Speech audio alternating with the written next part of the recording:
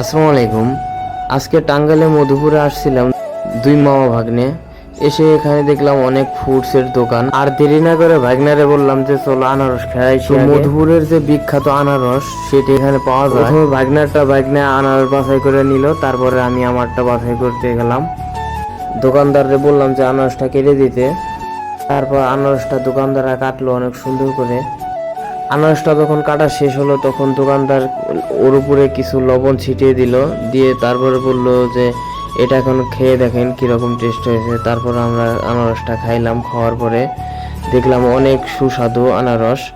আসলে মধুপুরের যে আনারসের জন্য বিখ্যাত এটা না খেলে বোঝাই যেত না। আসলে অনেক সুস্বাদু এই মধুপুরের আনারস। আপনারা সময় পেলে এসে ঘুরে যাবেন, মধুপুরের আনারস খেয়ে যাবেন, এখানে এসে ভ্রমণ করবেন। অনেক সুন্দর একটি জায়গা, এখানে ঘোরার মতো একটি জায়গা, মনোরম পরিবেশ, আর আনারস তো থাকছেই।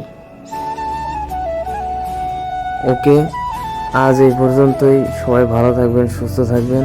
আল্লাহ হাফেজ। আসসালামু আলাইকুম।